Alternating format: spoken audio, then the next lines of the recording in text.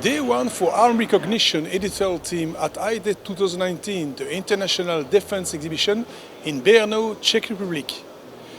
As official media partner for the show, Arm Recognition will cover the event with its online show deal news and web television. IDET is a very important event for the defense industry because the Czech Army would like to replace many different types of combat vehicles, including the BVP-2, an old version of the BMP-2, a Soviet-made IAV.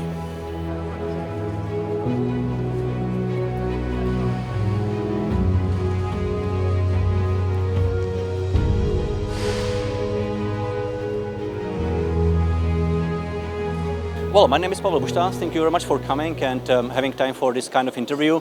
So Zetor Engineering. Zetor Engineering is the company which is belonging to HTC Investments, where you can find also Zetor tractors. So this is the, I would say, the third project we are developing. Right now we are talking about 4x4 and the project calls Zetor Gerlach, which is armored tactical vehicle 4x4. We develop a very interesting and very unique chassis. This chassis is actually giving us the possibility or option put there or split the vehicle into three parts. We are talking about the first part: engine housing, cabin as a capsule, and cargo. In other words, this is not monocoque. This is something which might be anyhow changed and anyhow fixed to the customer needs, to the customer requirements. If there is any customer requirements talking about, let's say, the survivability of the crew, of the soldiers, of the troopers, yes, we might go from 2A to B, Stanek level to 3A, 3B, and even higher. I might use the forklift and take this out, take the cabin out, and even cargo out separately, meaning that I don't have to use, I don't have to, let's say, to do it in one time. In other words, everything is usable according to the requirements, to the request of the customer. So meaning that we are quite free, quite feasible to do it and flexible to do it. Even the design looks very simple. It's actually reasonable because of the function or functionality of the vehicle. We are talking about military, we are not talking about automotive. If you are automotive, of course, BMW would be nicer. On the other side, it is really 100% functional, and as you can see inside, I mean, the space for cabin crew, which is the reasonable, and which is the, let's say, the main advantage of this vehicle, shows that we have a structure like 2+4. In other words, driver, co-driver, and the troopers. There is also space for additional 2 soldiers, which might be standing, especially the shooter, using the ICW, which you can see over there on the top of the vehicle. Besides this, you can go, let's say, over there, I mean, to the end of this vehicle, and you can find 2.3 cubic meters as a, let's say, cargo space, either for ammunition or any other, let's say, tools or any other, I don't know, weapons, whatever. I mean, the concept of this vehicle shows that the cabin crew has very good space, room for everything. And next to this, we have also, let's say, some payload, which is 1.5 ton, which can be used exactly for any other additional, let's say, stuff. Maximum speed is 125. It's actually showed over there on the video. There is this, we tested together with, let's say, some laboratory on Slovakia ring. We are talking about, let's say, the engine which has a torque of 1,300 Newton meters. If you're talking about still standard configuration, we have 2A, 2B as a mine protection kit installed down below and, let's say, over the cabin.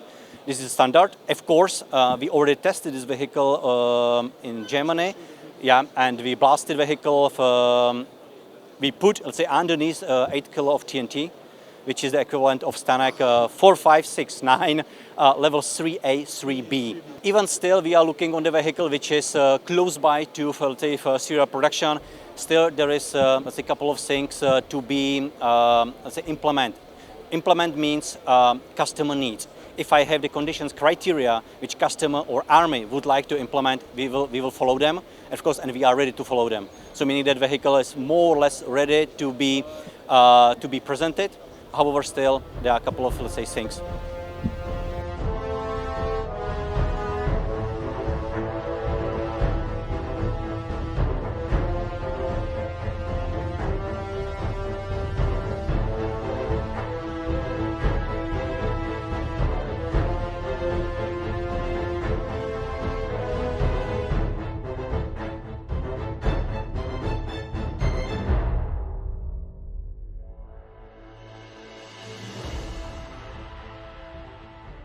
So let me introduce myself. My name is Lucas.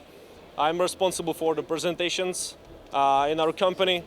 Our company is called CZ, Česká zbrojovka. We are just a world producer of the firearms. Here we are presenting the whole military program. We have some sniper rifles, assault rifles, submachine guns and some pistols as well. This one, it's a brand new BR, we call it BR as a battle rifle.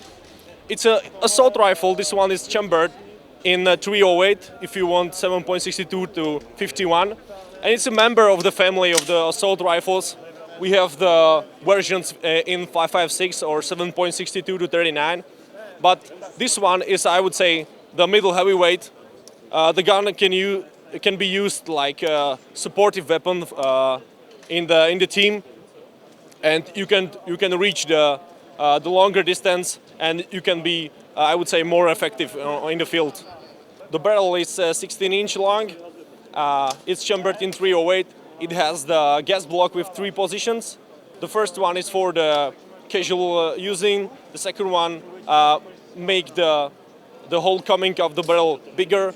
So if you are serving in the super dirty place, or if you are working with the mud and blood and whatever, you can click on the second position, and it will take more gases from the barrel.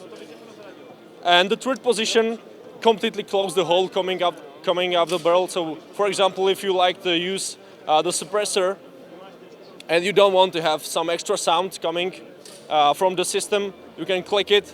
The charging handle, it's not moving, but it's partly connected with the breech block carrier, so you can use it as a solution for the malfunctions or for the press checks, whatever.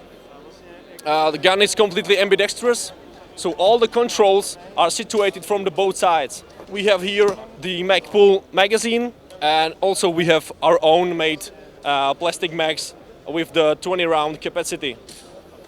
We have also changeable back straps. You can choose between three sizes. This one is small, second one is the medium, and the large.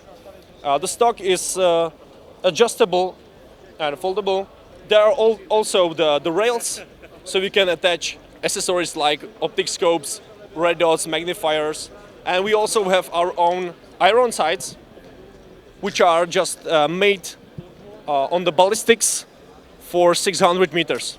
So you need just a click to the different distance, and you can reach it just easily.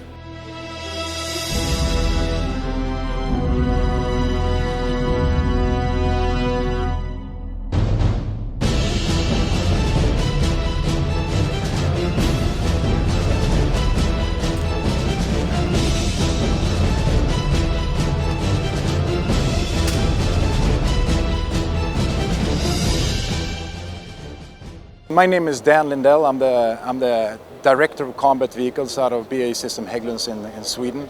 So I set the strategies and the R&Ds to go forward for the CV90 system as such.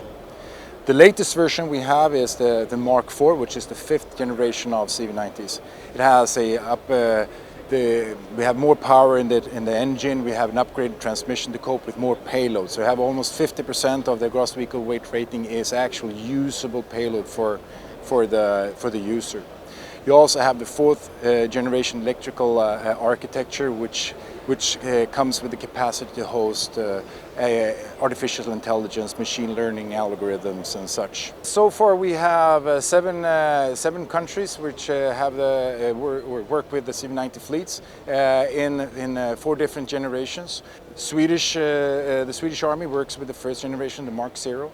We have totally 15 variants in operations, and this is the latest one, which will start being in operations in August, and that's the Mjolnir.